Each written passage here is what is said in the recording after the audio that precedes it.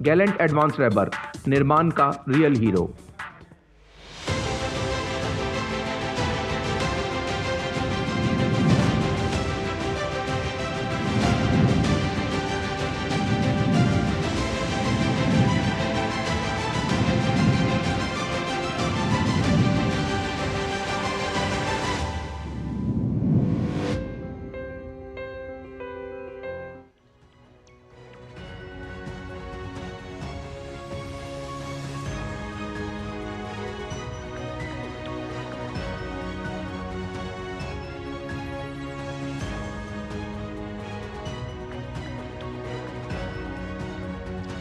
नमस्कार, जनादेश देख रहे हैं आप। आपके साथ मैं हूं गौरव श्रीवास्तव। दिन भर में क्या रही आज चुनावी सरगर्मियां और साफ तौर पर किस तरह से चले हैं बयानों के तीर, इस पर रहेगा हमारा खास फोकस। और आने वाले समय में जो तमाम चरण अभी बचे हुए हैं 3 चरणों के चुनाव के लिए, तो क्या कुछ रहने वाला है और चौथे चरण को लेकर क्या तैयारियां हैं, इस पर भी हमारा खास फोकस रहेगा। तो चलिए शुरुआत करते हैं जनादेश की और सबसे पहले नजर डालते हैं इस वक्त की हेडलाइंस पर।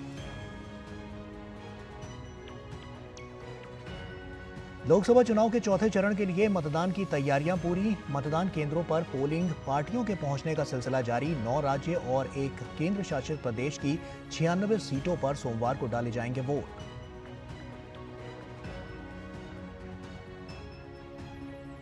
प्रधानमंत्री नरेंद्र मोदी ने पश्चिम बंगाल में किया धुआंधार प्रचार। हावड़ा, आरामबाग, बैरकपुर और हुगली में चुनावी रैलियों को किया संबोधित। जनता को CAA और आरक्षण समेत दी 5 गारंटियां। वोट बैंक की राजनीति को लेकर कांग्रेस TMC पर जमकर साधा निशाना।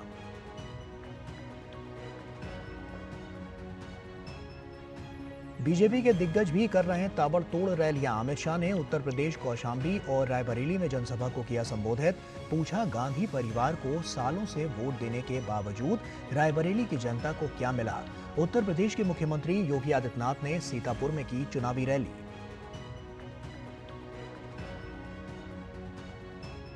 चुनाव प्रचार में विपक्ष के दिग्गज भी झोंक रहे हैं ताकत। कांग्रेस महासचिव प्रियंका गांधी रायबरेली में कर रही हैं चुनाव प्रचार। कांग्रेस अध्यक्ष मल्लिकार्जुन खड़गे ने महाराष्ट्र के धुले में जनसभा को किया संबोधित। सपा प्रमुख अखिलेश यादव ने यूपी के मोहनलालगंज में की चुनावी रैली।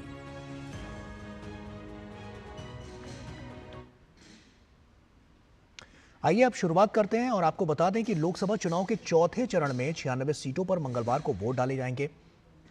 और ऐसे में चौथे चरण के लिए सोमवार का दिन काफी महत्वपूर्ण होने वाला है। प्रचार में सभी दलों के दिग्गजों ने पूरी ताकत झोंकी है और अब मतदाताओं को 13 मई का इंतजार है, जब वो अपने मताधिकार का इस्तेमाल करेंगे। इस चरण में कई केंद्रीय मंत्री और पूर्व मुख्यमंत्री के अलावा विभिन्न दलों के दिग्गज भी अपनी किस्मत आजमा रहे हैं। लोकसभा चुनाव के चौथे चरण की 96 सीटों के लिए कैसी है मतदान की तैयारियां, देखिए हमारी ये खास रिपोर्ट।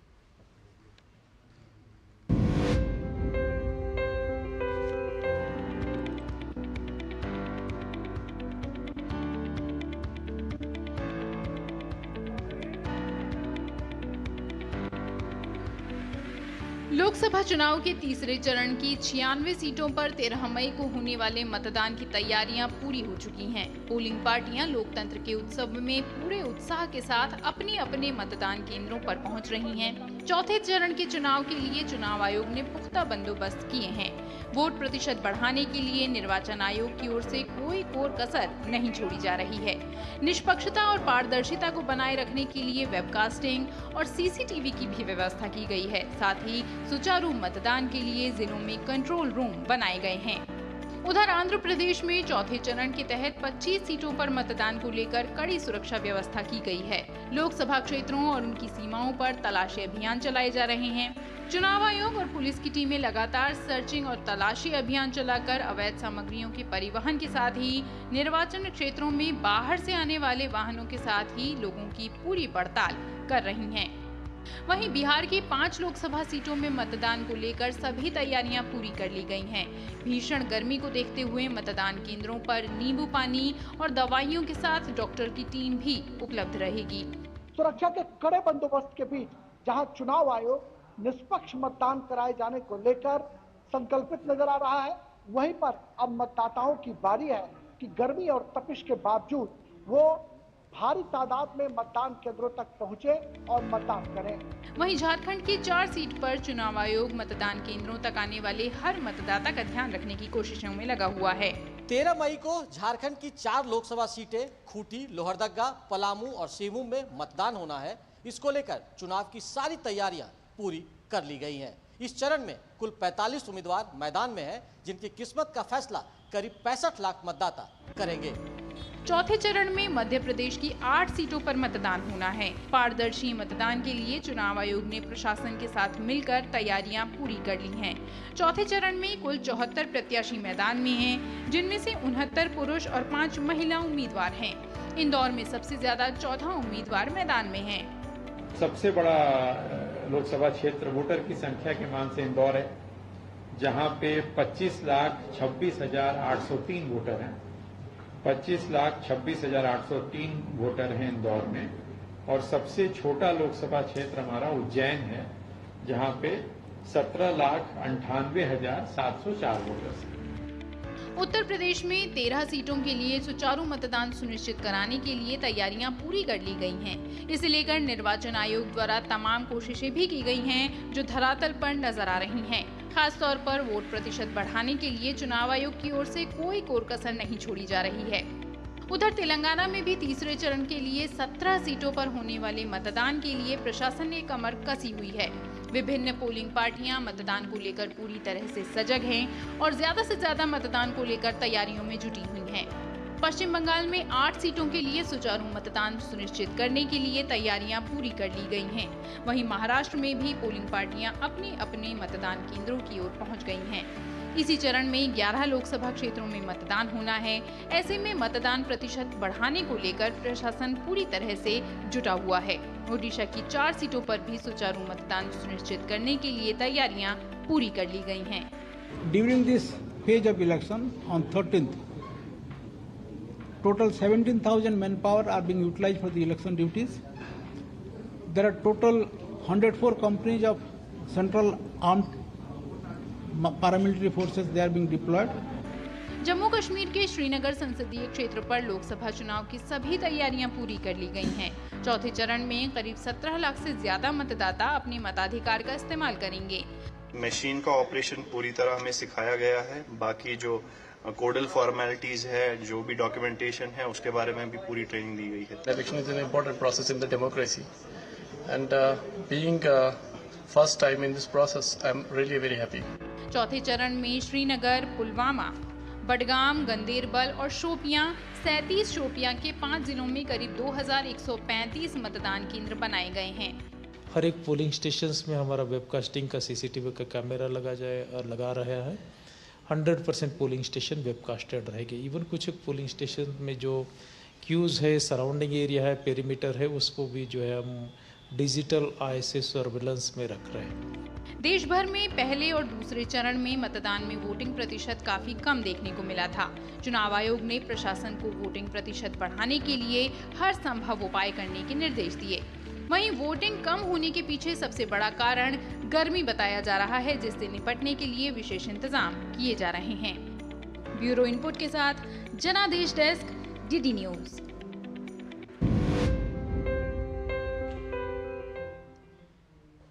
और जनादेश में फिलहाल वक्त हो चला एक छोटे से ब्रेक का, जल्द लौटते हैं।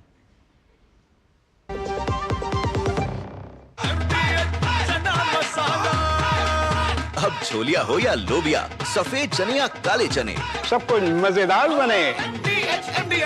बात जब पीढ़ियों के लिए बनने वाले घर की हो तो जिम्मेदारी बड़ी हो जाती है। गैलेंट समझता है ये जिम्मेदारी। अब डबल एम रिब्स के साथ गैलेंट एडवांस TMT रीबार, निर्माण का रियल हीरो। मेरे पापा का लाखों का हेल्थ इंश्योरेंस क्लेम पूरा रिजेक्ट हो गया। फिर मुझे पॉलिसी बाजार के क्लेम समाधान दिवस के बारे में पता लगा, जिसमें हेल्थ इंश्योरेंस कंपनी ने क्लेम रिव्यू करके अप्रूव कर दिया और क्लेम का सारा पैसा हमारे अकाउंट में आ गया। पॉलिसी बाजार पे 1 करोड़ का हेल्थ इंश्योरेंस सिर्फ 390 रुपए महीने से शुरू। मैं क्या जी, सब जानते हैं, जहां दिखे मारियो, अपना समझ के खा लियो। Delivery boy has picked your order. अरे भाई पता है भूख लगी है। 30 मिनट का मैसेज नोटिफिकेशन आया था ना। मैसेज के सारे थोड़ी बैठ सकते हैं। कल आपने कुछ शेयर्स बेचे थे ना? हाँ, तो चेक किया? मैसेज आया तो था। सिर्फ मैसेज काफी नहीं है। आप शेयर मार्केट में कोई भी ट्रांजैक्शन करते हैं ना, तो स्टॉक एक्सचेंज से आए एसएमएस या ईमेल को अपने डीमैट अकाउंट और बैंक स्टेटमेंट के साथ भी टैली कीजिए। बेटा भूख में ना दिमाग बंद हो जाता है। समझकर इन्वेस्ट कर। जीरा से प्यास बुझाए, डाइजेशन के लिए मस्त। शरीर में नमक पानी का बैलेंस बनाए। सिप सिप जीरा सिप इंग्लिश का जल्दी और जीरा सिप।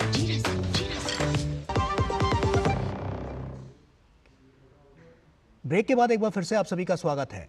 लोकसभा चुनाव के चौथे चरण में 9 राज्यों और एक केंद्र शासित प्रदेश की 96 सीटों पर 13 मई को होने वाले मतदान के लिए प्रचार का शोर कल शाम थम गया। सभी दलों के दिग्गज नेताओं ने प्रचार के दौरान पूरी ताकत झोंकी और इस चरण में केंद्रीय मंत्री अर्जुन मुंडा, गिरिराज सिंह, जी किशन रेड्डी के अलावा कांग्रेस नेता अधीर रंजन चौधरी और समाजवादी पार्टी प्रमुख अखिलेश यादव समेत कई दिग्गजों की किस्मत का फैसला होना है। देखिए हमारी ये खास रिपोर्ट।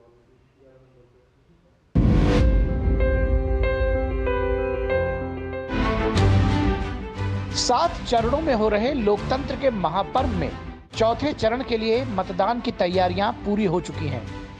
प्रचार का शोर थमने के बाद अब उम्मीदवार घर घर जाकर लोगों से संपर्क साध रहे हैं। चौथे चरण के प्रचार की बात करें तो सत्ता पक्ष और विपक्ष के बीच भ्रष्टाचार, रोजगार, अल्पसंख्यक तुष्टीकरण, मुस्लिम आरक्षण, विकसित भारत और राष्ट्रीय सुरक्षा समेत कई मुद्दों पर बयानों के तीर चले। वहीं सैम पित्रोदा की रंगभेदी और नस्लीय टिप्पणी और पाकिस्तान पर कांग्रेसी दिग्गज मणिशंकर अय्यर के वायरल वीडियो ने कांग्रेस को बैकफुट पर ला दिया। इस चरण में 9 राज्य और एक केंद्र शासित प्रदेश की 96 सीटों पर मतदान होना है, जिसके लिए 1717 उम्मीदवार चुनाव मैदान में हैं।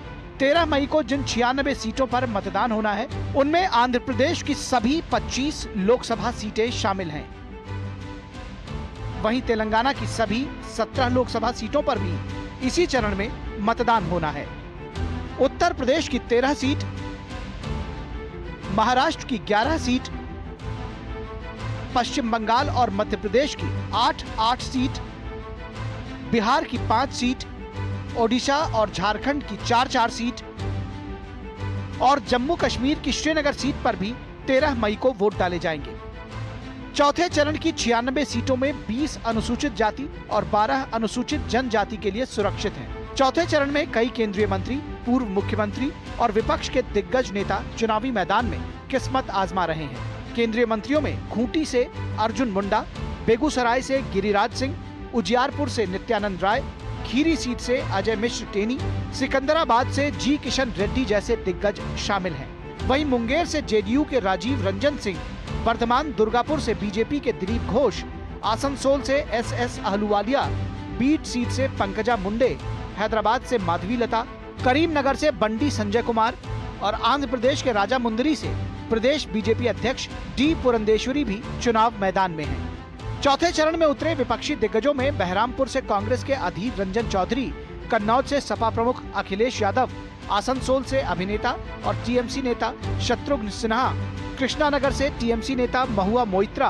हैदराबाद से एआईएमआईएम अध्यक्ष असदुद्दीन ओवैसी, कडप्पा सीट से आंध्र प्रदेश कांग्रेस अध्यक्ष वाईएस शर्मिला रेड्डी, नेल्लोर से वाईएसआरसीपी के वी विजयसाई रेड्डी और रतलाम से कांग्रेस के कांतिलाल भूरिया भी शामिल हैं। चौथे चरण की इन 96 सीटों पर पिछले आम चुनाव में भाजपा ने शानदार प्रदर्शन करते हुए 42 सीटों पर जीत हासिल की थी, जबकि वाईएसआरसीपी को 22, टीआरएस जो कि अब बीआरएस है उसको 9, कांग्रेस को 6, टीएमसी को 4, टीडीपी को 3 सीटें मिली थी।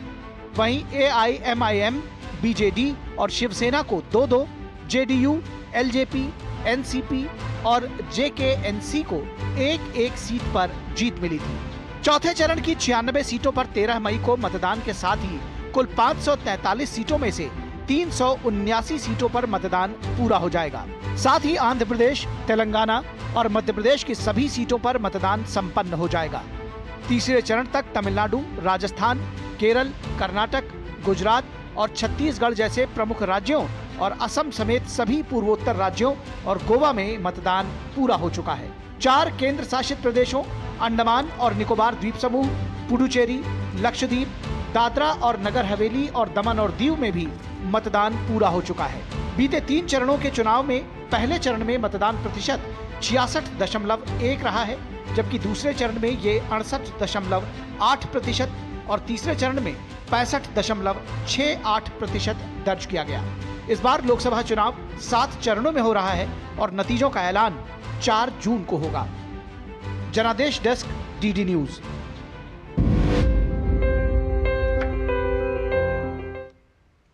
और वक्त यहां पर एक छोटे से ब्रेक का हो गया है, जल्द वापस हाजिर होते हैं।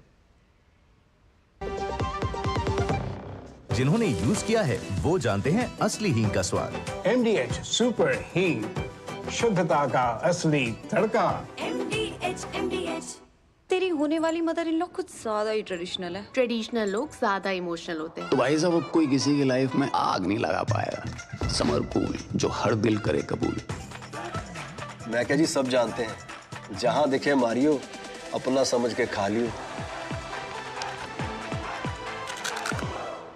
स्वाद से सबको दीवाना कर दे, दीवाना कर दे। पता का चाय, गजब का स्वाद। अगर छोले बने तो गोल्डी छोले मसाले, जहाँ जाए रिश्ते बनाए। जहाँ जाए रिश्ते बनाए, गोल्डी मसाले।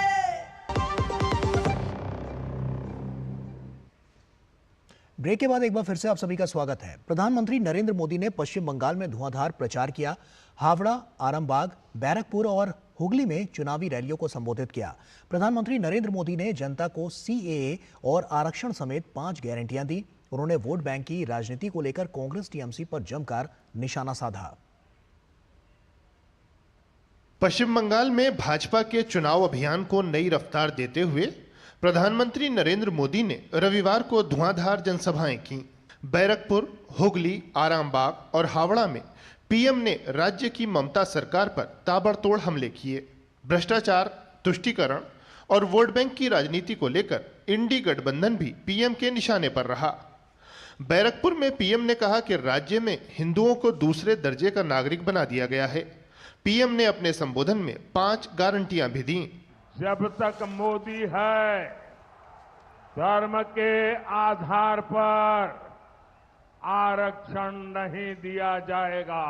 जब तक मोदी है, SC, ST, OBC का आरक्षण कोई खत्म नहीं कर पाएगा। जब तक मोदी है, रामनवमी मनाने से, भगवान राम की पूजा से कोई आपको रोक नहीं पाएगा। जब तक मोदी है, राम मंदिर पर सुप्रीम कोर्ट का जो फैसला है, उस फैसले को कोई पलट नहीं पाएगा। जब तक मोदी है, CAA कानून को भी कोई रद्द नहीं कर पाएगा। हुगली की जनसभा में पीएम ने विश्वास जताया कि एनडीए इस चुनाव में 400 से अधिक सीटें हासिल करेगा। कानून व्यवस्था को लेकर ममता सरकार को घेरते हुए पीएम ने कहा कि संदेश खाली के गुनहगार को बचाने के लिए टीएमसी के गुंडे पीड़ितों को डरा धमका रहे हैं। टीएमसी संदेश खाली में हर हथकंडा इस्तेमाल कर रही है, लेकिन मैं आप सभी को गारंटी देता हूं, टीएमसी का कोई भी अत्याचारी, टीएमसी का कोई भी अत्याचारी बच नहीं पाएगा। आरामबाग में उमड़े जनसमूह को संबोधित करते हुए पीएम ने शिक्षक भर्ती घोटाला, पॉन्जी स्कैम, चिटफंड स्कैम और राशन स्कैम को लेकर ममता सरकार पर निशाना साधा। पीएम ने कहा कि 2024 का चुनाव बंगाल के विकास और बंगाल की संस्कृति की रक्षा के लिए बहुत ही अहम है। ये मां दुर्गा और मां काली की भूमि है।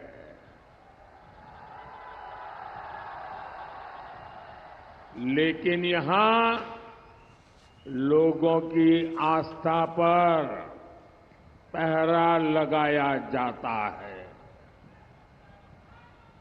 यहां राम मंदिर का नाम लेना अपराध हो गया है। हावड़ा की जनसभा में पीएम ने टीएमसी, कांग्रेस और लेफ्ट को बंगाल के हालात का जिम्मेदार बताया।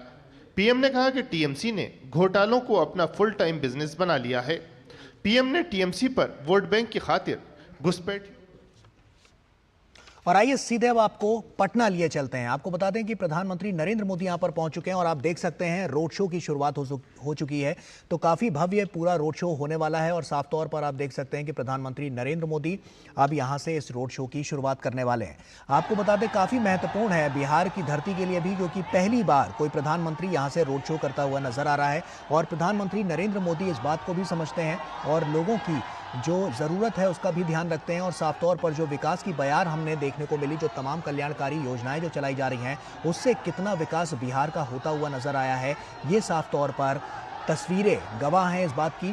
और आप इन तस्वीरों के जरिए आप देखिए और समझिए कि लोग कैसे सड़कों पर तो हैं ही, साथ ही साथ अपने घरों की छतों पर भी खड़े होकर प्रधानमंत्री नरेंद्र मोदी का जोरदार स्वागत करते हुए नजर आ रहे हैं। साथ ही साथ आपको बता दें कि आप देख सकते हैं यहाँ पर मुख्यमंत्री नीतीश कुमार भी साथ में हैं और साथ ही साथ पूर्व केंद्रीय मंत्री और यहाँ से पटना साहिब से जो प्रत्याशी हैं रविशंकर प्रसाद, वो भी उनके साथ यहाँ पर मौजूद हैं। तो ऐसे में काफ़ी महत्वपूर्ण ये पूरा क्षण हो जाता है, क्योंकि प्रधानमंत्री नरेंद्र मोदी जब भी रोड शो करते हैं हमने देखा है कि जन सैलाब उमड़ पड़ता है। ऐसे में बिहार की जनता भी प्रधानमंत्री नरेंद्र मोदी को बहुत पसंद करती है और हमने 2019 के चुनाव में भी देखा, जो सबसे ज़्यादा सीटें लेकर बीजेपी ही आगे निकलकर सामने आई थी। और अब की बार भी ये देखने को मिल सकता है जब 4 जून को नतीजे आएंगे कि अब की बार भी काफ़ी महत्वपूर्ण हो जाएगा चुनाव के लिहाज से, यहाँ के लोगों के लिहाज से। और बिहार की जनता जिस तरह से हमने देखा कि लगातार जो अपने विकास की जो कहानी और जो गाथा लिखने की कोशिश की है, तो वो कहीं ना कहीं काफ़ी महत्वपूर्ण हो जाता है और बहुत कुछ सिद्ध करता है। और ये तस्वीरें इसी बात की गवाह हैं। आप देख सकते हैं हज़ारों की संख्या में यहाँ पर लोग मौजूद हैं।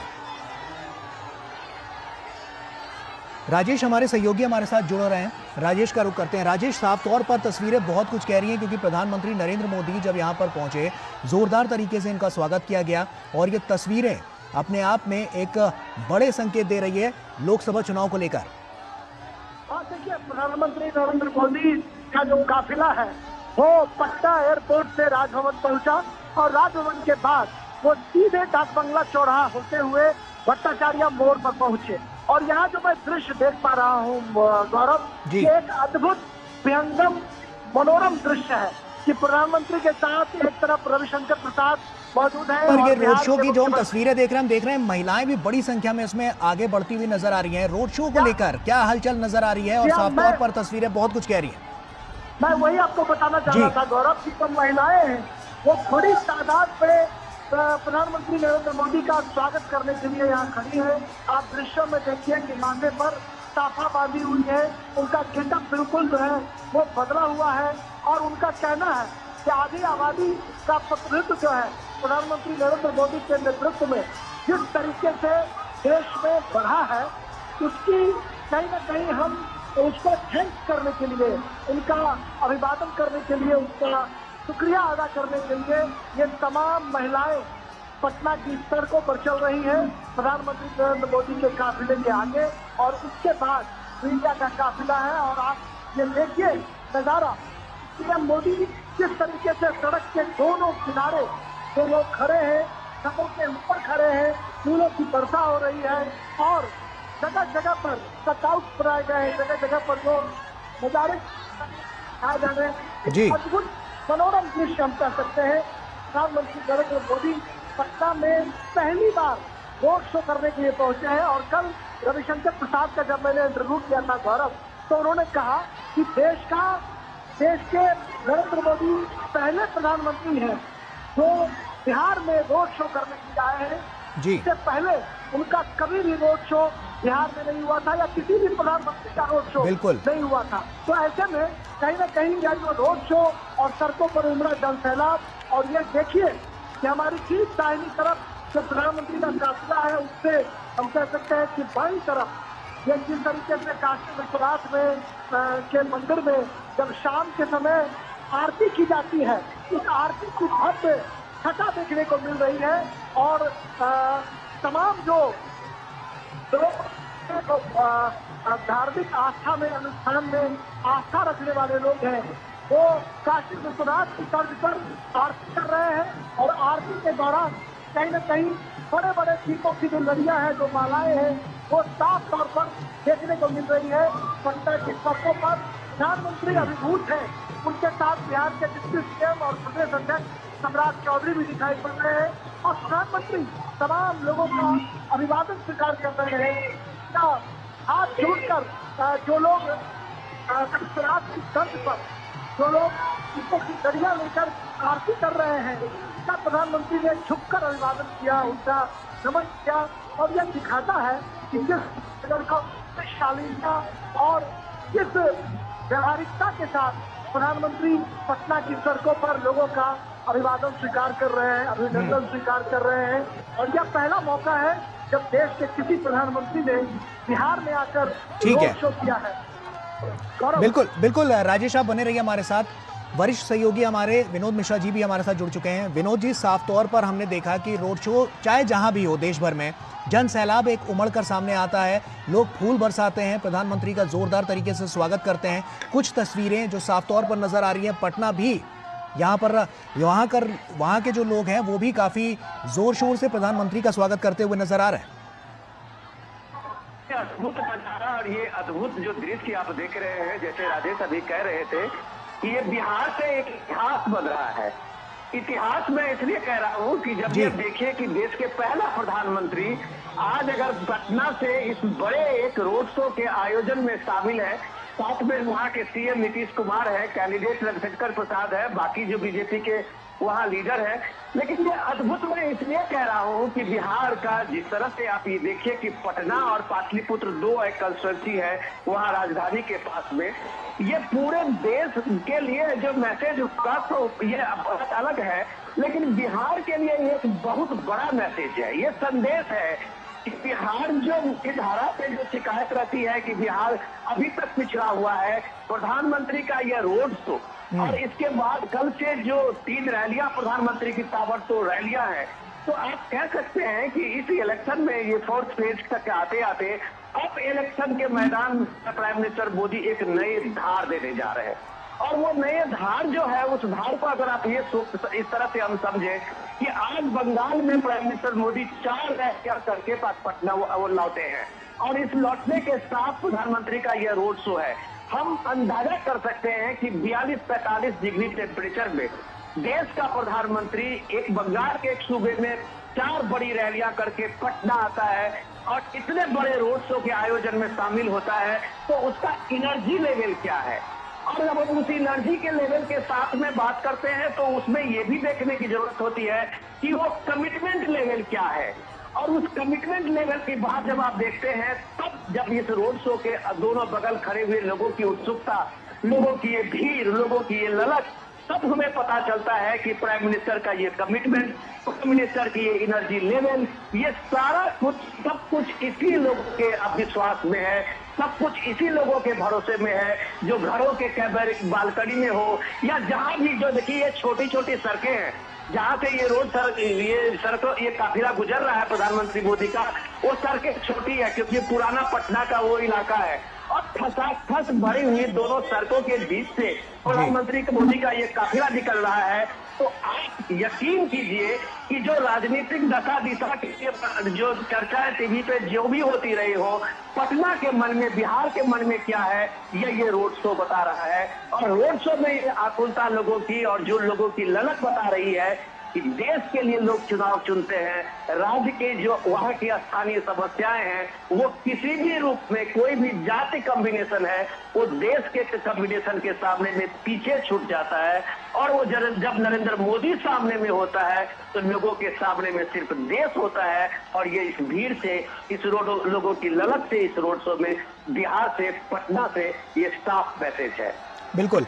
विनोद जी, 2019 में हमने देखा कि बीजेपी सबसे बड़ी पार्टी बनकर यहां पर उभरती हुई नजर आई थी और साफ तौर पर 17 सीटों पर काबिज हुई थी। अब की बार के जो आंकड़े हैं, क्योंकि जेडीयू भी साथ में आ रही है, तो कहीं ना कहीं कह सकते हैं कि अब की बार बड़ी बढ़त की ओर भारतीय जनता पार्टी और एनडीए गठबंधन बढ़ता हुआ दिखेगा। डेफिनेटली, अगर आप ये देखिए कि सबसे पहले जो मैंने बताया कि पटना में आप जो जमीनी सच्चाई है उसको समझना चाहिए। देखिए, प्रधानमंत्री मोदी का अभी तक ये तीसरे फेज के पूरा होने और चौथे फेज के कल इलेक्शन से पहले तक 82 रैलियां प्रधानमंत्री मोदी ने किया है देश के अलग अलग कोने में। और बिहार से लेकर बंगाल तक और दक्षिण के राज्यों में जो प्राइम मिनिस्टर मोदी की जब आप रैलियां देखते हैं, लोगों की भीड़ देखते हैं, तब हमें इस बात को यकीन करना पड़ता है गौरव कि जो भी आप वहां स्थानीय मुद्दों को लेके या स्थानीय बहस में जो भी कास्ट कम्युनिकेशन देते होंगे, राष्ट्र का मुद्दा, देश का मुद्दा अभी भी जानमानस में है। तो जब आप उमेश की बात कर रहे थे कि आप 2019 में भी देखिए, यही कम्युनिकेशन था, यही सारे मुद्दे लोकल लोगों के सामने में दिया गया था अलग अलग नैरेटिव्स में, लेकिन मुद्दा वही चला जो देश प्रथम, मुद्दा वही चला, मोदी का कोई विकल्प नहीं। मुद्दा इस बार भी 2024 में वही है कि मुद्दा सिर्फ मोदी और मोदी विरोध का है, तो सामने में लोगों के सामने में मोदी दिखता है। जो ये रोड शो में आप ये अभिवादन करते हुए, जो लोगों के मोबाइल से एक एक पल की तस्वीर उतारते हुए, लोगों की भीड़, लोगों की ललक देखते हुए ये बताते हैं, जब आप देखते हैं तो आप कहते हैं कि राजनीति में क्रांति की शुरुआत पटना से होती है। तो राजनीति में जो देश का ये आप मिजाज देखते हैं, उसकी शुरुआत ये पटना का ये रोड शो आप दिखा रहा है कि मोदी है तो मुमकिन है। बिल्कुल विनोद जी, आप बने रहिए हमारे साथ। राजेश हमारे सहयोगी हमारे साथ जुड़े हुए हैं। राजेश, हमने देखा कि बिहार में आप जगह जगह पर गए और तमाम क्षेत्रों को आपने कवर भी किया, तो ऐसे में तमाम क्षेत्रों की, अच्छा राजेश के पास हम जाएंगे, लेकिन विनोद जी आपसे मेरा एक सवाल ये भी है कि जैसे हम बिहार की राजनीति को जब समझने की कोशिश करते हैं तो काफी कुछ यहाँ पर आता है, तमाम समीकरण भी यहाँ पर बनते बिगड़ते हुए नजर आते हैं। ऐसे में अब की बार जो इंडी गठबंधन है वो आगे तो बढ़ता हुआ नजर आ रहा है, लेकिन जो साफ तौर पर एनडीए गठबंधन है वो ज्यादा मजबूती के साथ आगे आ रहा है, क्योंकि जेडीयू भी साथ में है और अब की बार जो सीटें हैं वो और ज्यादा आने की संभावना भी बनती जा रही है। विनोद जी, सबसे बड़ी बात है कि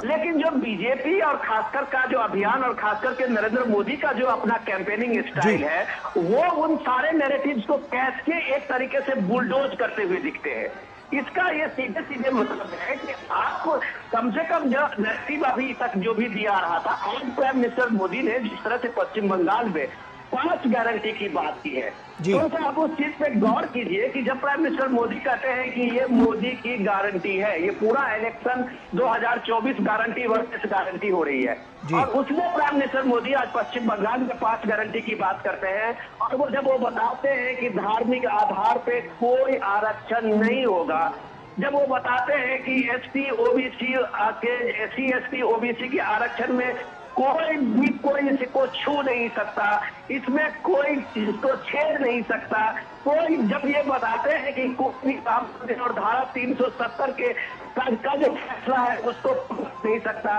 जब वो बताते हैं अपनी गारंटी में कि सीए का कोई नहीं उसको बदल सकता, तो इतने जो गारंटी है उस गारंटी के बाद जब लोग देखता है तो लोगों को लगता है ये मोदी है जो आजमाया हुआ है। उसको लगता है कि मोदी ने जो ये काम अपना जो भी चीजें आज तक किया है वो पूरा करके दिखाया है, और उसके कंपैरिजन में जब आप इतने सारे गारंटी 5 न्याय 25 गारंटी खटाखट इकोनॉमी वाली गारंटी कि आप सीधे सीधे किसी के अकाउंट में 1 लाख डाल देंगे, कोई कह रहा है कि हम आपको 2 करोड़ नौकरी दे देंगे, ये सारे गारंटी इसलिए ध्वस्त हो जाती है कि आपने अगर कभी नहीं ऐसा करके दिखाया है तो आज आप कर लेंगे, इसमें जनता यकीन नहीं करेगी। मोदी ने जो कहा है आर्टिकल 370 हटाने के लिए कहा तो करके दिखाया, राम मंदिर निर्माण की बात कही करके दिखाया, सीए का कानून की बात कही तो करके दिखाया, जो मोदी ने कहा वो करके दिखाया है। तो ये सारे लोग अभी तक जो संविधान और आरक्षण ये सारी चीजें जब बात कर रहे थे तो उसको पीएम ने एक तरह से इन्हें कम से कम विपक्ष के इंडिया गठबंधन के इस सारे नैरेटिव को एक्सपोज किया है कि हम आरक्षण को किसी को छूने नहीं देंगे, लेकिन उसके साथ उन्होंने ये भी कहा कि हम धर्म के आधार पर इस आरक्षण को कभी ये मंसूबा पूरे नहीं होने देंगे।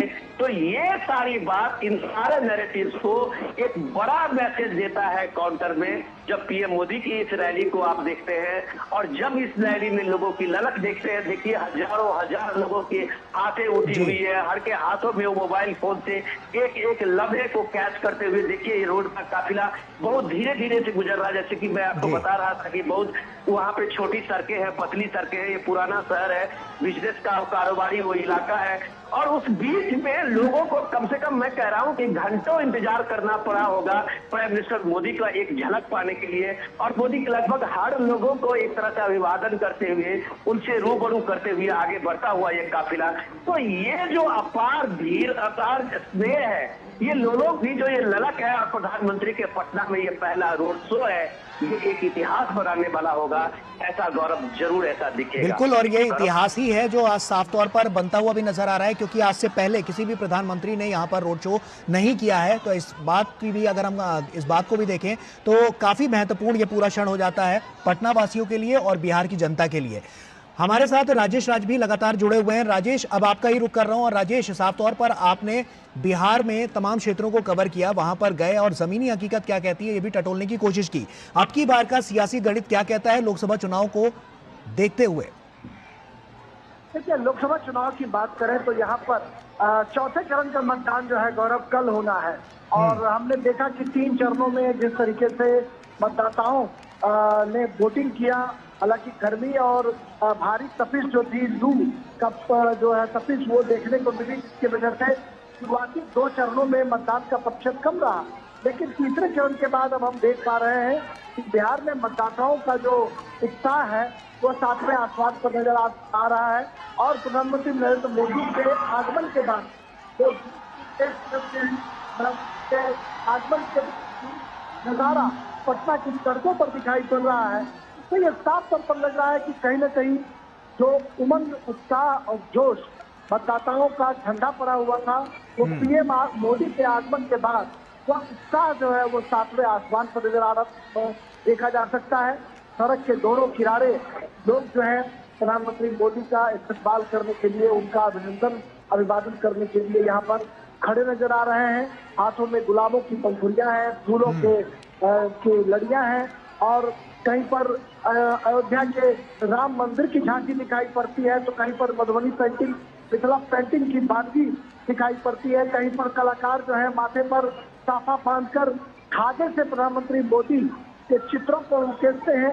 और जो यहाँ की महिलाएं हैं, आधी आबादी का जो प्रतिनिधित्व करती हैं, वो महिलाएं माथे पर पाग बांधकर, साफा बांधकर प्रधानमंत्री मोदी को थैंक्स कर रही हैं कि आपने महिला आरक्षण विधेयक जो है, नारी शक्ति बंधन विधेयक के रूप में महिलाओं को जो सशक्त करने का काम किया है, इसके लिए बिहार की जो महिलाएं हैं वो प्रधानमंत्री मोदी के काफिले में उनकी गाड़ी के ठीक आगे नजर आ रही हैं और वो आगे चलकर पीएम मोदी का जोरदार अभिनंदन कर रही हैं।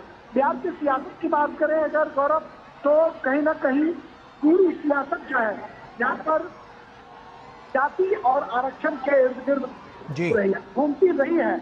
और हम कह सकते हैं 2015 विधानसभा चुनाव के वक्त भी इसे उसके इर्द गिर्द घुमाने की कोशिश की गई, लेकिन प्रधानमंत्री नरेंद्र मोदी पिछड़ों दलितों की हिमायत करने की जब बात करते हैं, जब बताते हैं लोगों को केंद्र में 26 मंत्री ओबीसी बनाए गए और आरक्षण, बिल्कुल राजेश, साफ तौर पर ये अब की बार नजर भी आएगा, क्योंकि जब लगातार हम देख रहे हैं कि 7 चरणों में जो चुनाव हैं उसमें से चौथे चरण का चुनाव जो है वो कल है, तो ऐसे में काफी महत्वपूर्ण हो जाता है और बिहार की जनता के लिए भी और जो वादे यहाँ पर किए गए हैं उसके लिए भी। विनोद जी, लगातार हम इस बात को देख रहे हैं कि बिहार की जनता जो है, एक प्रधानमंत्री नरेंद्र मोदी की जो लोकप्रियता है वो तो लगातार बढ़ती जा रही है और ऐसे में बिहार की जनता भी बढ़ चढ़कर उनका अभिवादन और सत्कार करने के लिए, जोरदार स्वागत करने के लिए किस तरह से यहाँ पर लाखों की संख्या में हम कह सकते हैं, क्योंकि एक बड़ा रोड शो है ये, तो वहां पर लोग पहुंचे हुए हैं। ऐसे में विकास की जो बयार लगातार हम देख रहे हैं जो केंद्र सरकार बढ़ाने की कोशिश कर रही है, वो बिहार में और तेज गति से आती हुई नजर आएगी, तो कितनी बड़ी तस्वीर यहां से निकलकर सामने आएगी?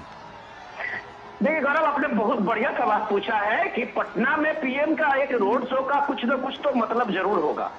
और जब हम इस बात को देखते हैं कि पीएम का जिस रोड शो का मतलब क्या है, और जब पहली बार जब ये कहते हैं कि आजादी के बाद पहली बार देश का प्रधानमंत्री पटना में रोड शो कर रहे हैं, तो इसके मतलब को अगर हम समझने की कोशिश करें तो हम ये समझ सकते हैं कि प्रधानमंत्री मोदी का एक तरह से इस रोड शो में इलेक्शन के समय में करने का एक सीधा सीधा मैसेज ये भी है कि बिहार के पिछड़ेपन को लेके, बिहार के आर्थिक विकास को लेके, बिहार के इंडस्ट्रियलाइजेशन को लेके, ये सारी जो इतनी शिकायतें रही है, शायद प्रधानमंत्री मोदी आज इस रोड शो के जरिए एक तरह से वो कमिटमेंट देते हुए इसको एक तरह से पूरा करते हुए जा रहे हैं कि हमने अपनी आंखों से पटना के पूरे शहर के पुराने पटना से नए पटना तक के जो 2.5 किलोमीटर का स्ट्रेच है, हमने उसके चीजों को देखा है और पटना बदलेगा, बिहार बदलेगा, और बिहार बदलेगा तो देश में एक नए बदलाव, एक आर्थिक बदलाव का भी एक मैसेज बनेगा, एक समृद्ध भारत की बात भी जब बात बनेगी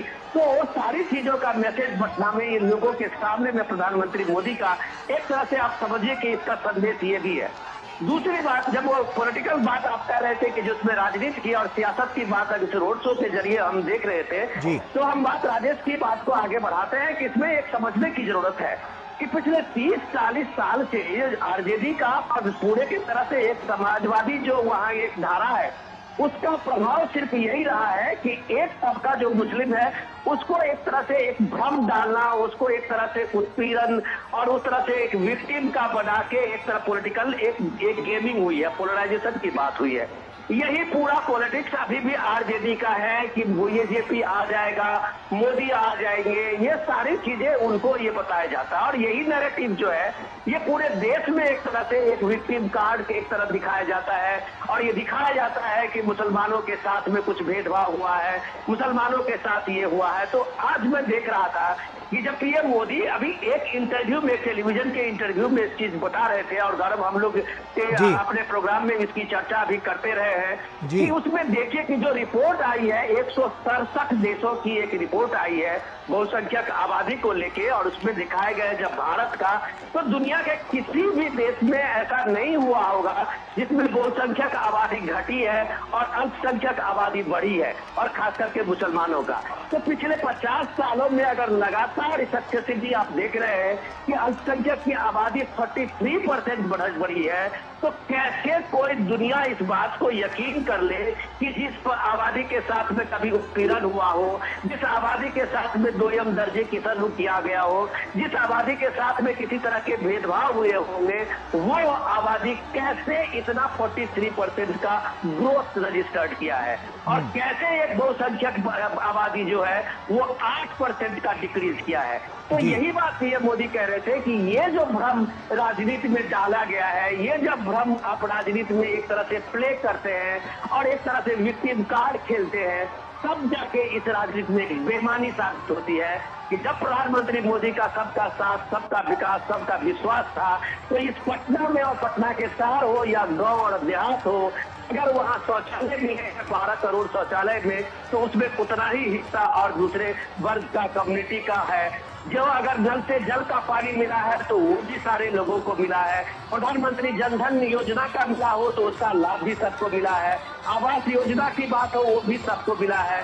जब प्रधानमंत्री स्वास्थ्य योजना की बात हो, आयुष्मान कार्ड की बात हो, तो वो भी सबको मिला है। अगर ये सारे सबको मिले हैं, इसमें कोई भेदभाव नहीं हुए हैं, तो सिर्फ पॉलिटिकल नैरेटिव से आप राजनीति को कितने दूर ले जा सकते हैं, कितने वोट पा सकते हैं, ये भी एक टेस्ट इस 2024 के चुनाव में देखा है कि वो सब कुछ आप जब एक स्लोगन बना के, एक राजनीतिक भ्रम फैला के, चाहे वो आरक्षण का हो, चाहे वो मुस्लिम के बारे में आपका एक निगेटिव नैरेटिव का हो, वो सब कुछ जब आप देते रहे हैं और ग्राउंड पे जब लोगों ने देखा है कि उसके साथ कोई भेदभाव नहीं हुआ है, तो आप इस तरह के फेक नैरेटिव का जवाब ये रोड शो है और लोगों की ये भीड़ है, जब आप उसमें देखते हैं कि हजारों हजार के ये भीड़ का ये कारवा के साथ में चलते हुए जो भीड़ आप देखते हैं, तो कहता है कि इस तरह के जो भी नैरेटिव है उसका कोई असर नहीं है।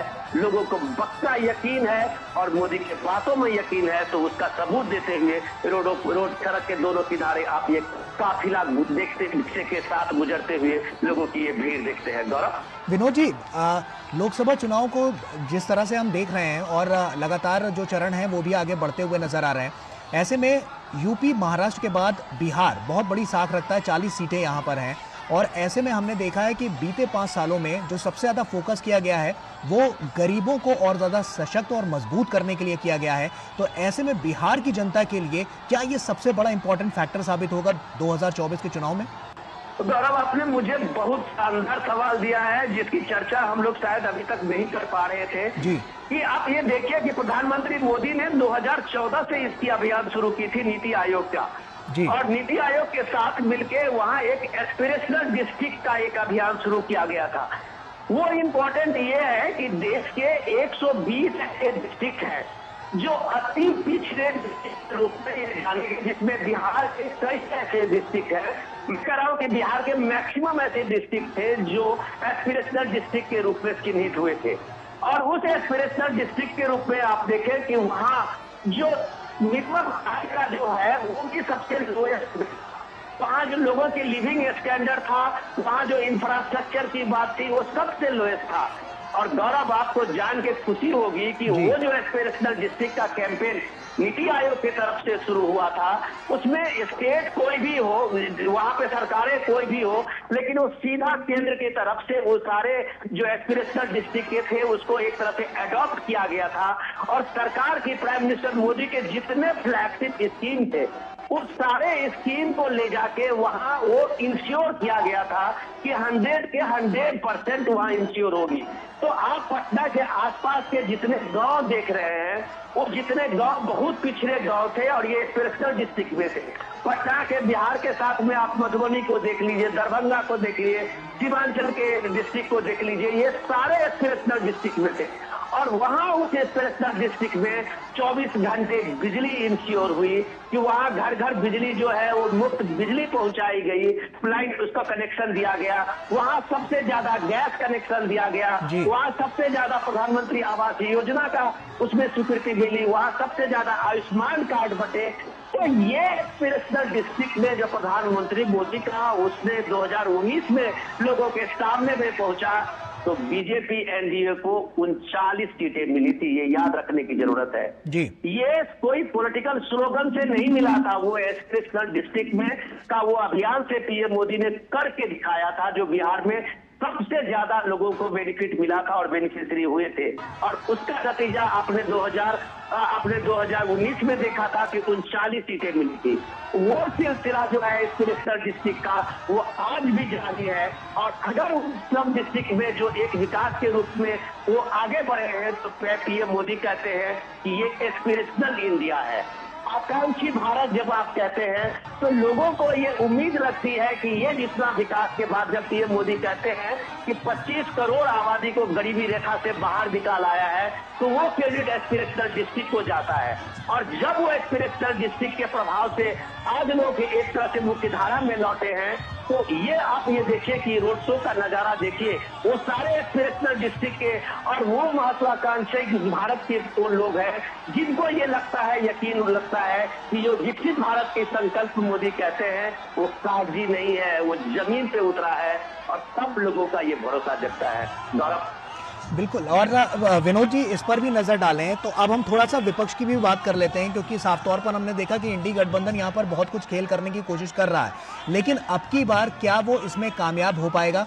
तमाम उनके पास कोई ऐसे मुद्दे नहीं है जिसके लिए वो जनता के बीच जा पाए, क्योंकि 2019 में हमने देखा सिर्फ कांग्रेस एक सीट लेकर आई थी, बाकी आरजेडी वगैरह कहीं नजर नहीं आई। तो अब की बार क्या लगता है, क्या इंडी गठबंधन जो कि साथ मिलकर आगे आ रहा है तो अब की बार क्या उनके लिए कोई यहाँ पर फैक्टर साबित हो सकता है, या अब की बार जो साफ तौर पर जनता जो विकास की बयार देख रही है उसी आधार पर वोट करेगी? बहुत बढ़िया गौरव, आपने जो सवाल किया है उसका जीता जागता उदाहरण आपके सामने में है जी। कि यही बिहार है जो सबसे पहले इंडिया गठबंधन की सबसे पहला नींव इसी बिहार से पाटलिपुत्र से हुआ था। बिल्कुल। और यही नीतीश कुमार है जो इसके पूरे तरह से एक तरह से संयोजक उसके थे। और नीतीश कुमार के खेत का वो क्रेडिट गया था कि वो एक तरह से 27-28 दलों को बिहार में और पटना में बुला के विपक्ष की एक नई धुरी बनाने की कोशिश की थी। लेकिन उस राजनीति का क्या हुआ ये आप देख लीजिए कि 1.5 साल होते होते नीतीश कुमार जैसे प्रधानमंत्री मोदी के साथ में उसी रोड शो में उसी भव्य का जिनके रथ में सवार होकर नीतीश कुमार जा रहे हैं। ये नीतीश कुमार को एहसास था कि विकास की धारा से साथ में अगर जाना है तो मोदी के साथ ही आप जा पाएंगे। आज अगर आप नीतीश कुमार को देखिए कि तमाम रैलियों में वो पूछ रहे हैं कि उनको तेजस्वी के साथ में जाने से क्यों दिक्कत होने लगी थी साथ में चलने का, तो उन्होंने साफ साफ कहा कि जब हमने कहा कि मुझे हिसाब चाहिए तुम्हारे सारे मिनिस्ट्री का, तुम्हारे डिपार्टमेंट का, मुझे हर काम का हिसाब चाहिए, तो इन्हें दिक्कत होने लगी थी। ये नीतीश कुमार का आज का बयान है। तो ये डेफिनेटली बात है कि नीतीश कुमार जब वो खुद इंडिया गठबंधन के आप समझिए कि सबसे बड़े कर्तव्यधारता थे, सूत्रधार नीतीश कुमार थे। अगर पूरे मोदी के साथ इस रोड शो में आपको साफ साफ नजर आ रहे हैं तो आप इंडिया गठबंधन का भविष्य देख लीजिए कि पूरे देश में इसका इम्पैक्ट क्या रहा होगा। रही बात दूसरी की अपोजिशन का, आप अगर जमीन पे जिस तरह से आप कैंपेन करते हैं वो कैंपेन अगर आप सोशल मीडिया के मद्देनजर कर रहे हैं, आप टेलीविजन के हेडलाइन के लिए कर रहे हैं, जो अभी आप अरविंद केजरीवाल को आप देख रहे हो, दिल्ली में भी उनका कैंपेन चल रहा है, और जब वाकई में एक कैंपेन आप जमीन पे देख रहे हैं उसमें बहुत फर्क होता है। प्रधानमंत्री मोदी का जो कैंपेन है वो जमीन से जुड़ा हुआ कैंपेन है जो लोगों के दिलों में उतरता है। आपने आज पश्चिम बंगाल के उस भावुक लम्हों को देखा था कि बीजेपी कार्यकर्ता कैसे क्राइम कर रहे थे, कैसे वो रो रहे थे प्रधानमंत्री मोदी को अपने सामने में पाकर। ये लगाव होता है एक नेता का और एक नेतृत्व का, ये विश्वास होता है एक नेतृत्व का अपने छोटे से छोटे कार्यकर्ताओं के बीच के एक संवाद का। तो जब प्रधानमंत्री मोदी जब इतने लाखों लोगों जो आज पटना के सड़क पे खड़े हैं उनके साथ एक संवाद बनाते हैं, उनके साथ एक आंख मिलाते हुए, उनसे नजर मिलाते हुए, अपनी उस भावना को के सामने में रखते हुए और लोगों की उस भावना को स्वीकार करते हुए जब आगे बढ़ते हैं तो ये नैरेटिव काम करता है। आप अगर हेडलाइन के लिए जो नैरेटिव दिल्ली में लिया जा रहा है, जो नैरेटिव पे आप ये देख रहे हैं अलग अलग यूपी के और बिहार के मंचों पे आप देख रहे हैं, वो नैरेटिव आपको हेडलाइन दे सकता है, वो अखबारों में थोड़ी सी जगह दे सकता है। विनोद जी, वही तो तस्वीरों में भी नजर आ रहा है, जैसा कि हम देख पा रहे हैं लगातार जो कारवां है वो तो आगे बढ़ ही रहा है, लेकिन साफ तौर पर महिलाओं की भागीदारी और युवाओं की भागीदारी भी बहुत ज्यादा सुनिश्चित इसमें नजर आ रही है। महिलाएं जिस तरह से नाचती गाती नजर आ रही है, हमने देखा कि अगर हम बीते 5 सालों की और बीते 10 सालों की बात कर लें तो महिला सशक्तिकरण को लेकर, महिलाओं को सशक्त करने को लेकर लगातार सरकार की कवायद हमेशा कारगर साबित हुई है, क्योंकि इससे पहले की सरकारों में हमने ये चीज नहीं देखी थी। अब की बार युवा, गरीब, महिलाएं, इनको सबसे ज्यादा फोकस में रखा गया है। गौरव, अगर इस बात को देखें तो बिहार इसका यह पहला उदाहरण है। बिहार में एनडीए की सरकार जब बनी थी तो सबसे पहला एक बिहार में ये एक्सपेरिमेंट हुआ था और नीतीश कुमार ने वहाँ 50% जो है रिजर्वेशन पंचायत में लोकल बॉडी इलेक्शन में किया था।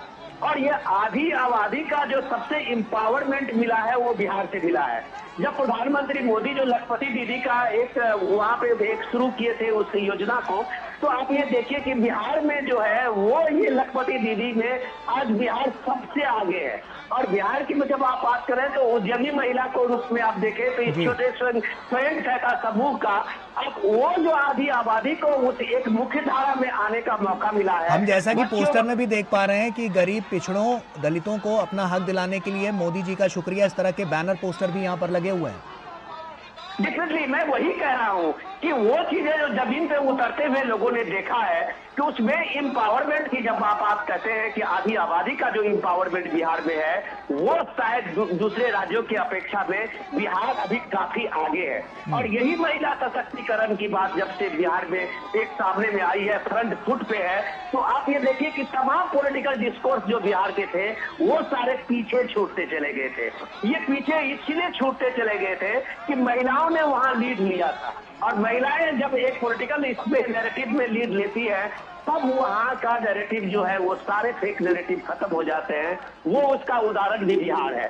तो ये देखिए कि ये प्राइम मिनिस्टर मोदी की जितनी योजनाएं हैं वो सारी योजनाएं सीधे महिलाओं को जोड़ा है, चाहे वो गैस कनेक्शन हो, जुलाई स्कीम हो, चाहे प्रधानमंत्री का वो का स्कीम जो है जनधन स्कीम हो, चाहे प्रधानमंत्री का आप ये देखिए ये आवास योजना हो, ये सारे योजनाओं में जो घर की मालकिन है वो महिलाएं बनी है। चाहे आप प्रधानमंत्री का ये सफाई योजना में, स्वच्छ भारत अभियान का योजना में देखिए, तो ये सारी योजनाएं डेडिकेटेड टू वुमेन रही है।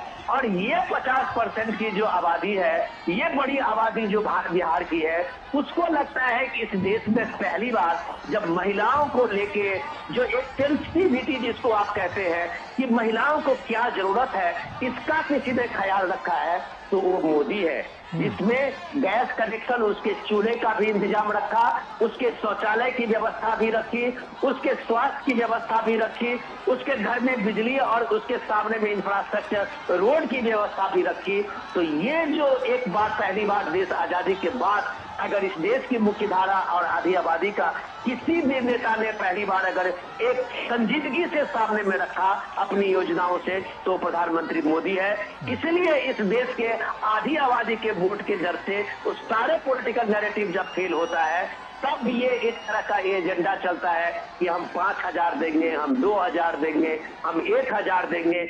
ये 1000 जो बरसता है वो इसी का डर है, जिसको लगता है कि प्रधानमंत्री मोदी ने एक तरह से अपनी आधी आबादी में जबरदस्त तरीके से अपनी जगह बनाई है, जो ये महिलाओं को आप सामने चलते हुए दिखते हैं। बिल्कुल विनोद जी, आप बने रहिए हमारे साथ। राजेश राज हमारे सहयोगी हमारे साथ जुड़े हुए हैं। राजेश, दूर दराज के इलाकों की जब हम बात करते हैं जहां पर पहले सुविधाएं नहीं पहुंच पाती थी, अब की बार क्या है वहां का समीकरण कि वहां तक जो तमाम केंद्र सरकार की योजनाएं, परियोजनाएं और जो लोगों तक पहुंचने की कवायद थी, वो अब की बार क्या कुछ कह रही है और कितना अंतर नजर आया और कितना वहां पर जो तस्वीर है वो बदलती हुई नजर आई है?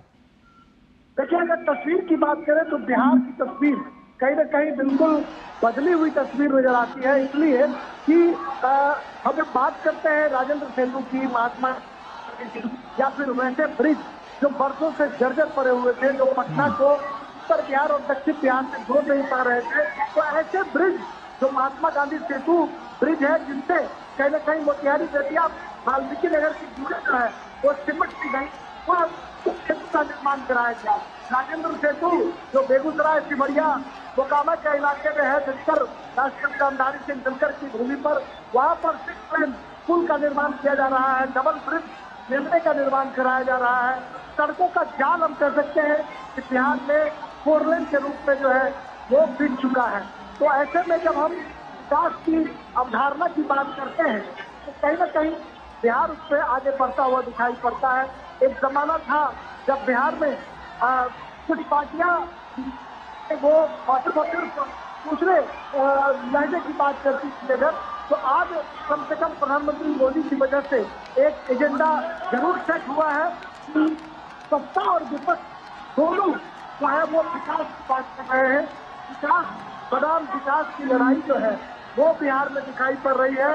एक तरफ अगर प्रधानमंत्री नरेंद्र मोदी या फिर भारतीय जनता पार्टी, एनडीए के लोग अगर अपने विकास कार्यों को गिनाकर वोट मांगने का काम कर रहे हैं, तो महागठबंधन और इंडी गठबंधन के जो नेतागण हैं, जो स्टार प्रचारक हैं, वो भी अपने डेवलपमेंट की बात कर रहे हैं। वो भी कह रहे हैं कि हमने अमुक विकास का कार्य किया है, इसके आधार पर जनादेश किया जाना चाहिए। अगर हम रोड शो की बात करें गौरव, रोड शो आहिस्ता आहिस्ता सब आगे बढ़ता हुआ दिखाई पड़ रहा है।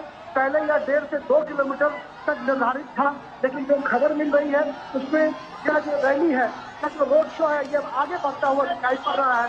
ये उम्मीद की जा रही है कि ये फासला जो है गांधी मैदान तक यह चलेगा और सड़कों के दोनों किनारे अब हम जो है धीरे धीरे दमदमी से हम आगे की तरफ बढ़ रहे हैं। और आगे की तरफ हमारा जो प्रधानमंत्री नरेंद्र मोदी का जो कारवा है वो आगे बढ़ता हुआ दिखा रहा है। आगे में महिलाएं जो है वो चल रही हैं, महिलाओं का हुजूम भारी सड़कों पर दिखाई पड़ रहा है। और दोनों तरफ हम देख पा रहे हैं कि दरभंगा में एयरपोर्ट और कोसी रेल ब्रिज से मिथिला क्षेत्र का कनेक्शन किए जाने को लेकर एक पंडाल बनाया गया है, जिस पर प्रधानमंत्री नरेंद्र मोदी की तस्वीर उकेरी गई है और प्रधानमंत्री नरेंद्र मोदी को हेल्प किया जा रहा है। वैसे ही एक तस्वीर हम सड़कों पर देख पा रहे थे, जो धागे से, जो सुई धागे से प्रधानमंत्री नरेंद्र मोदी की एक तस्वीर तैयार की गई है, जो बहुत ही अनोखी तस्वीर। तो कहीं मिथिला पेंटिंग बाहर है, कहीं पर मधुबनी पेंटिंग से इसका इस्तेमाल किया जा रहा है। तो मिथिला किचन का जो पान मछली और मखान है, अच्छा बखूबी की जा रही है। प्रधानमंत्री नरेंद्र मोदी स्वागत अभिनंदन में सड़कों पर हुजूम उमड़ा पड़ा है। और बिहार की सियासत की अगर हम बात करें तो बिहार की सियासत में यह जो रोड शो है तो अभी तक जो बिहार की सियासत ठंडी पड़ी हुई थी, इस रोड शो ने जान फूकने का काम किया है और ये उम्मीद की जा सकती है। राजेश, जैसा कि हम देख पा रहे हैं, महिलाएं यहाँ नाचती हुई नजर आ रही हैं और साफ तौर पर हम देख सकते हैं कि युवाओं में बड़ा जोश नजर आ रहा है। कितना जोश और हर्षोल्लास के साथ प्रधानमंत्री नरेंद्र मोदी का यहाँ पर स्वागत किया जा रहा है। ऐसा लग रहा है कि पहली बार तो पटना में, बिहार की धरती पर प्रधानमंत्री नरेंद्र मोदी यहाँ पर रोड शो करते हुए नजर आ रहे हैं, लेकिन लोगों को ऐसा देखकर लगता है कि लोग इनका बेसब्री से इंतजार कर रहे थे, जिसकी झलक ये तस्वीरें साफ तौर पर बयां कर रही हैं। निश्चित तौर पर मकान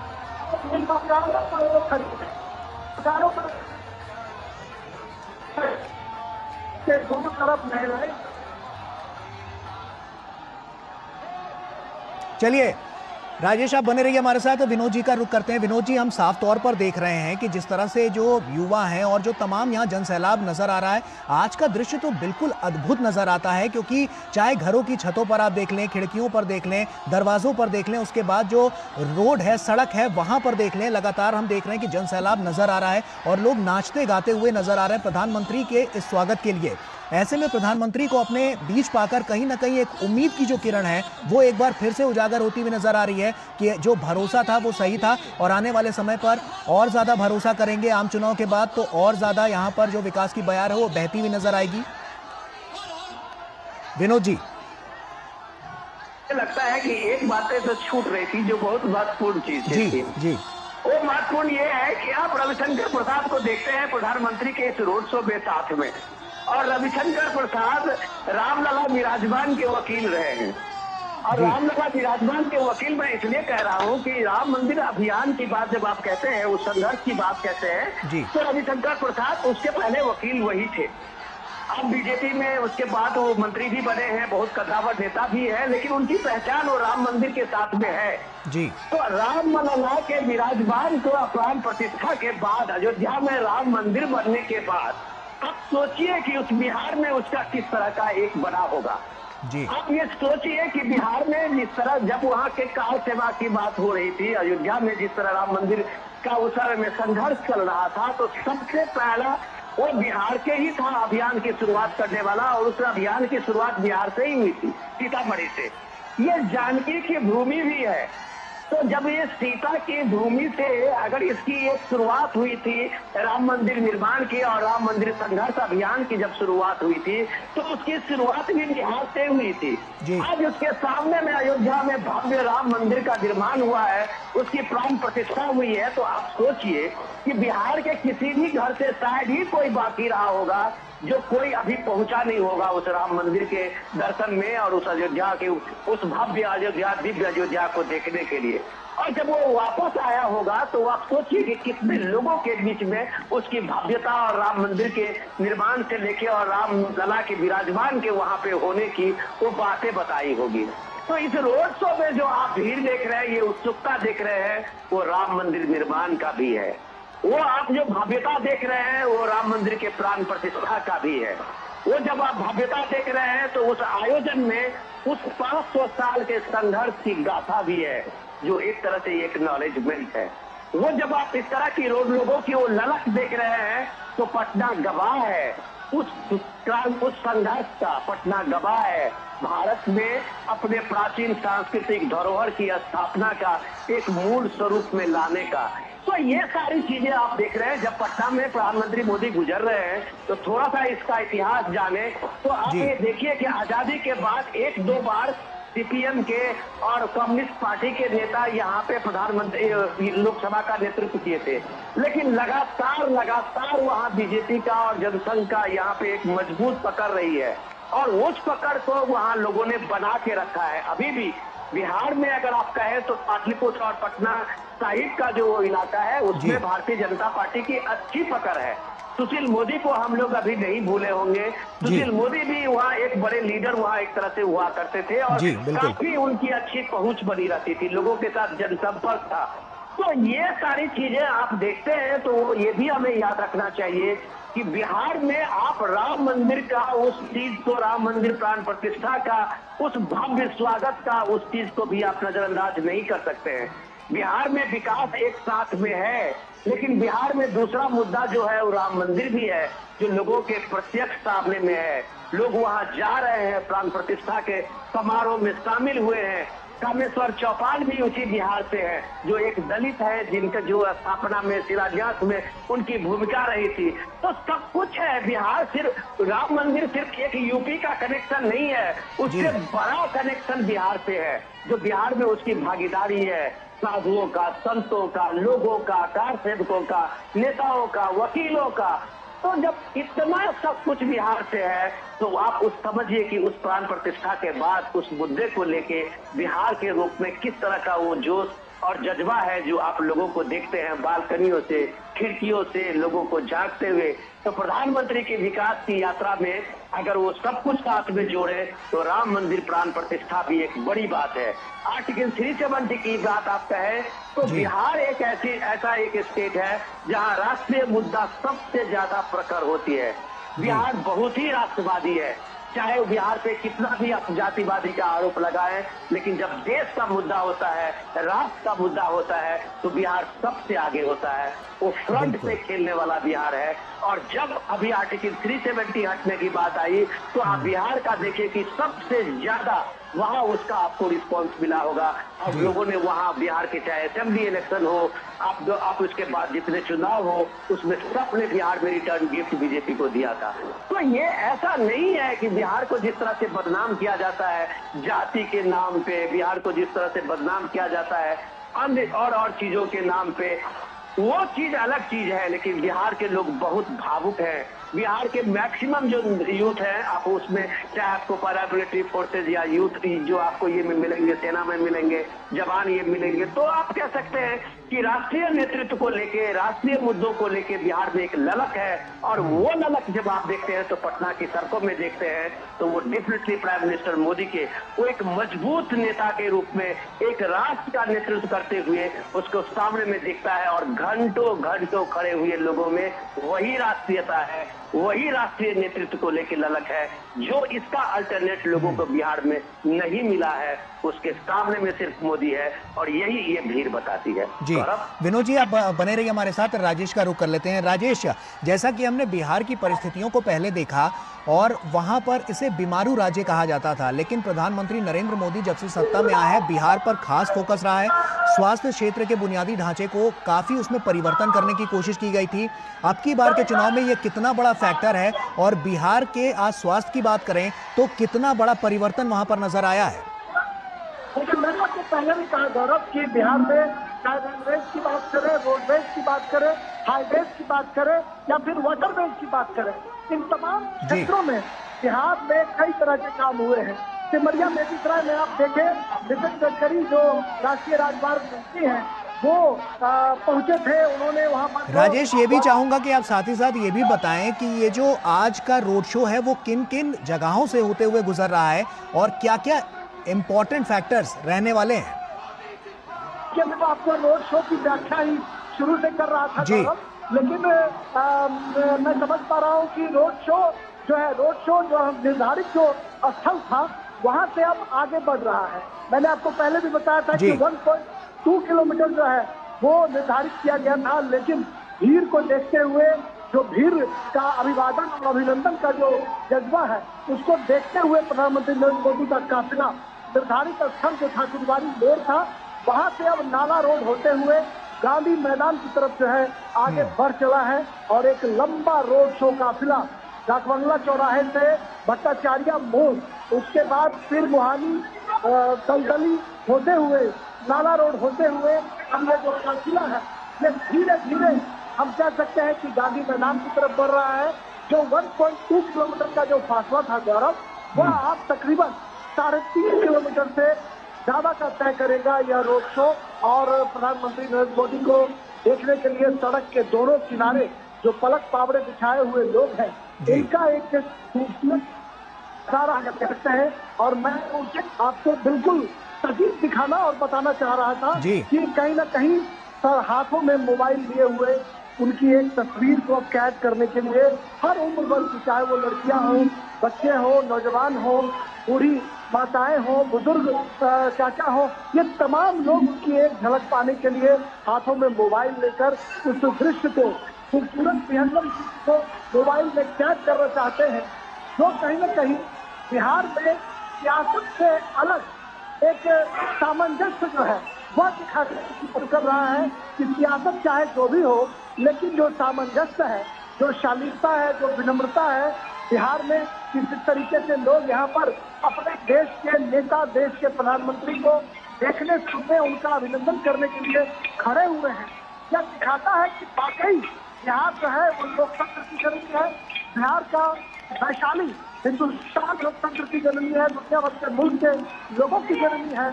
और प्रधानमंत्री हमेशा जब बिहार आते हैं तो भिखारी ठाकुर को नमन करते हैं, कर्पूरी ठाकुर को नमन करते हैं, वो चंद्रगुप्त बुद्ध और महावीर के बिहार का जिक्र करते हैं, आर्यभट्ट के बिहार का जिक्र करते हैं, और कहीं ना कहीं जो जयप्रकाश नारायण का जो बिहार है उसका वो जिक्र करते हैं, उनको भी नमन करते हैं। तो कहीं ना कहीं बिहार का जो गौरवशाली अतीत है, गौरवशाली अतीत की झलक एक बार फिर पटना की सड़कों पर देखी जा रही है। और लगातार पटना की राजेश, आपने कर्पूरी ठाकुर का जिक्र किया, मेरा सवाल इससे जुड़ा हुआ है कि कर्पूरी ठाकुर को मरणोपरांत अब जैसे केंद्र सरकार ने भारत रत्न से नवाजा है, तो ऐसे में अब की बार ये कितना इम्पैक्ट है और इससे जो बिहार की जनता है वो कितना खुश नजर आई है? हेलो जी राजेश, कर्पूरी ठाकुर को जिस तरह से भारत रत्न से सम्मानित किया गया मरणोपरांत, भारत सरकार का ये एक बहुत बड़ा फैसला था, तो ऐसे में वहां की जनता, बिहार की जनता, क्योंकि आपने वहां पर तमाम क्षेत्र कवर किए हैं, तो ऐसे में वहां पर इसका कितना इम्पैक्ट पड़ता हुआ नजर आया?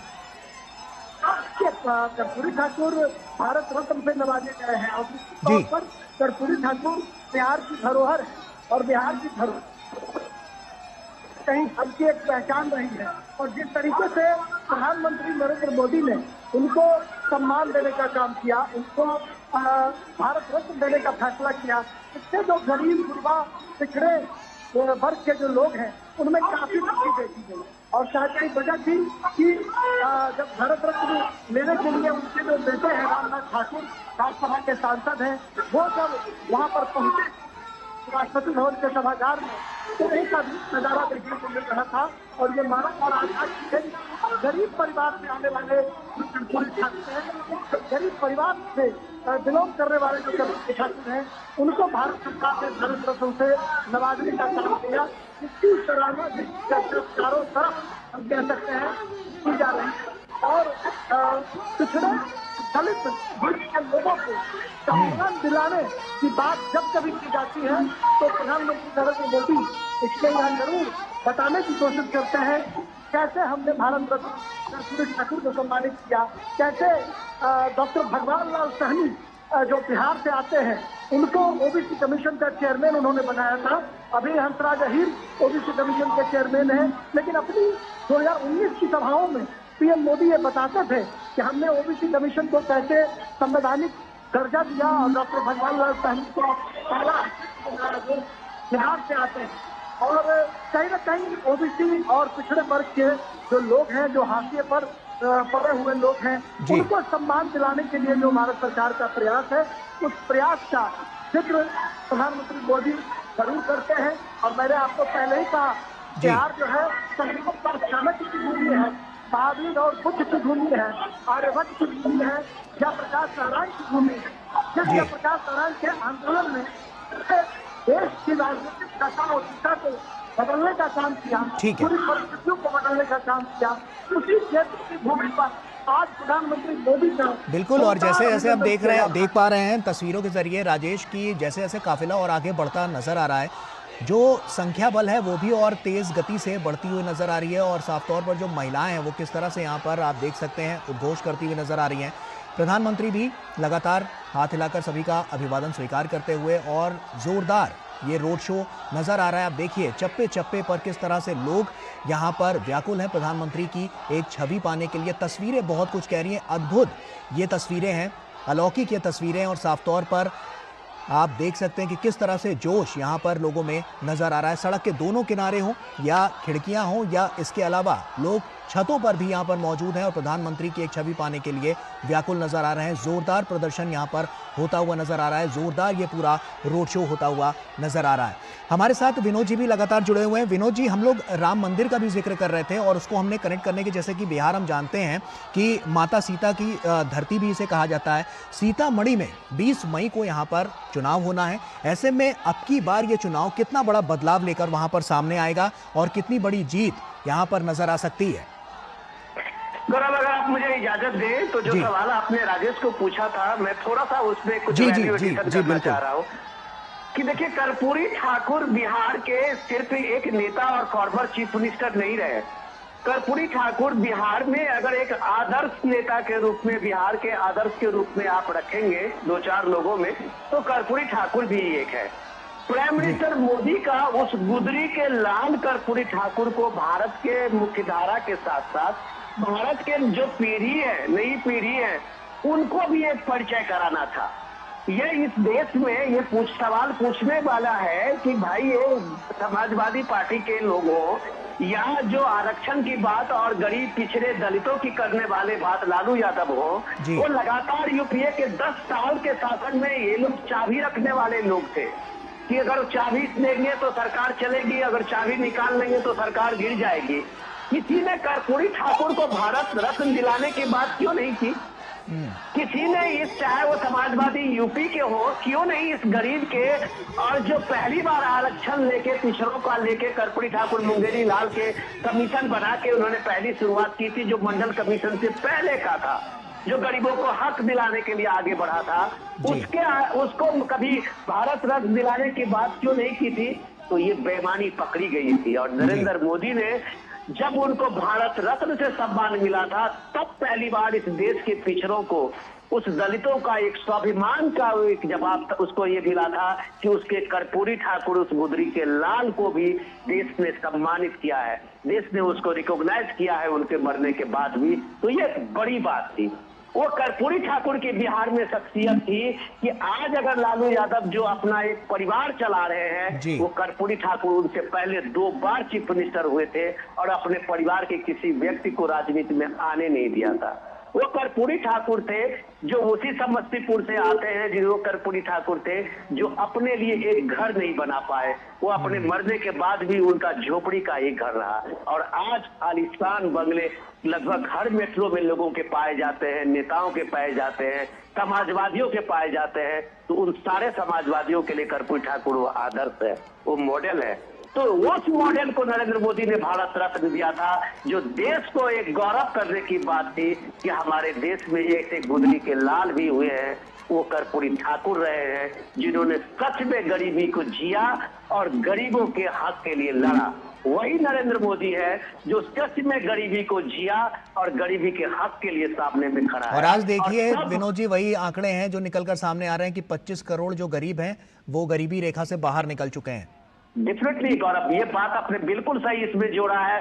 और वो गरीब के जो करने वाला जो नेतृत्व खड़ा है आज, जो गरीबी से पल के आया, गरीबी में बढ़ के आया और जिसने गरीबी देखी है, वो कर्पूरी ठाकुर को सम्मानित किया। और वो गरीब का, वो एक साधारण परिवार से आने वाला नरेंद्र मोदी पे जब आप नैरेटिव लगाते हैं कि संविधान खतरे में है, आरक्षण का ये खत्म हो जाएगा, तब शायद आप पे लोग मजाक करते होंगे कि ये नरेंद्र मोदी है जो आपके अपनी 5 गारंटी में कहता है कि हम कभी आरक्षण को खत्म नहीं करने देंगे, न उसे हम छूने देंगे।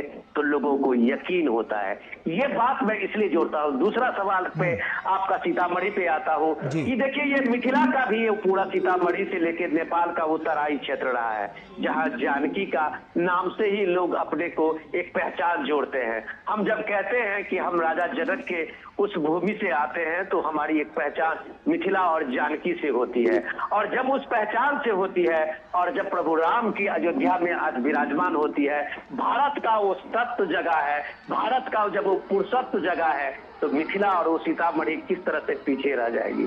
तो ये सोचने की बात है कि राम मंदिर के वहां प्राण प्रतिष्ठा रामलला के आने के बाद इन सारे इलाकों में एक जो चेतना जगी है। अब आप देखिए कि सीतामढ़ी में जानकी का भी मंदिर की शुरुआत होने लगी है और वो लगभग पंडोरा धाम, ऐसा कहा जाता है कि वहाँ शुरुआत लगभग हो चुकी है। तो भारत ने अपने सनातन ने अपने पुराने उस स्वरूप को अब पाने लगा है, लोगों में एक गर्व की अनुभूति होने लगी है।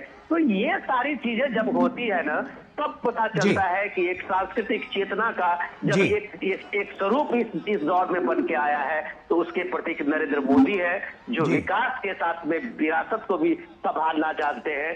इसीलिए और राम मंदिर भी है। बिल्कुल विनोद जी, यही तो विकास के साथ साथ विरासत को जो संभालने की कवायद है, वही हम देख रहे हैं कि लगातार और बढ़ती हुई नजर आ रही है। और यही है जिससे लोगों का जीवन बदलता हुआ नजर आ रहा है, क्योंकि प्रधानमंत्री नरेंद्र मोदी के पास नियत भी है, नीति भी है, और इसीलिए लगातार जो नियति है वो बदलती हुई लोगों की जिंदगी में नजर आ रही है। बहुत बहुत शुक्रिया विनोद जी आपका और राजेश राज आपका हमसे जुड़ने के लिए और इस पूरे रोड शो में तमाम जानकारियां हमारे दर्शकों के साथ साझा करने के लिए। और इसी के साथ फिलहाल हम यहाँ रुक रहे हैं कुछ देर के लिए। आप बने रहिए डीडी न्यूज के साथ, हमें दीजिए इजाजत, नमस्कार।